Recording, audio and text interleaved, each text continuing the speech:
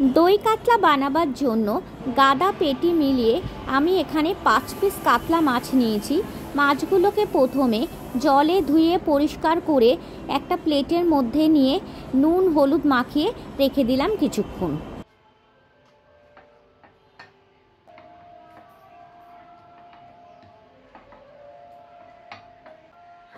এবার কড়াই পরিমাণ মতো সর্ষের তেল গরম করে একে একে মাছগুলোকে এপিট ওপিট করে বাদামি করে ভেজে নেব।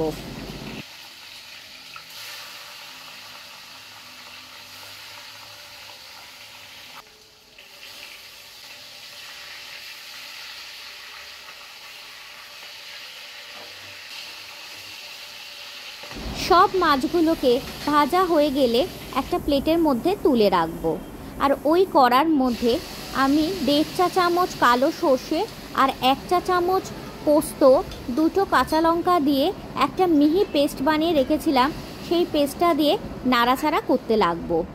আর ওপর থেকে যখন তেল ভেসে আসবে তখন আমি ওই মিক্সির বাটি ধোয়া জলটা দিয়ে আবারও নাড়াচাড়া করতে লাগবো।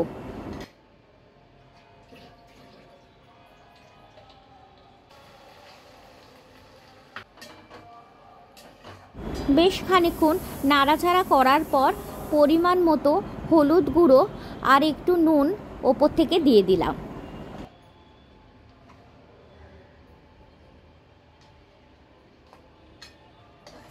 আবারও ভালো করে নাড়াচাড়া করতে লাগবো। বড় চামচে 2 টেবিল চামচ টক দই ফেটিয়ে রেখেছিলাম, সেটাও ওর মধ্যে দিয়ে দিলাম। দিয়ে আবারও একটু নাড়াচাড়া করতে লাগবো। টক দই ফাটানো বাটিটাও জলে ধুয়ে সেই জলটাও আমি ওর মধ্যে দিয়ে দেব। সঙ্গে দেব 1 চামচ চিনি, যাতে টক মিষ্টির ব্যালেন্সটা ঠিক থাকে। এবার গ্রেভিটা ভালো করে ফুটে উঠলে এর মধ্যে ভাজা মাছগুলো দিয়ে দেব। সঙ্গে দেব একটা চেরা কাঁচা লঙ্কা।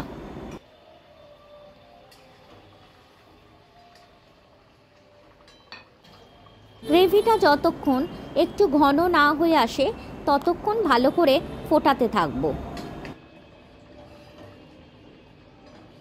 এবার ভালো করে ফুটে গেলে একটা প্লেটের মধ্যে নামিয়ে রাখবো। এই রকম একটা সুস্বাদু দই কাতলা গরম গরম ভাতের সাথে জাস্ট জিভে লেগে থাকার মতো। রেসিপিটা যদি ভালো লেগে থাকে তাহলে প্লিজ একটা লাইক, কমেন্ট, শেয়ার আর সাবস্ক্রাইব করে দিও।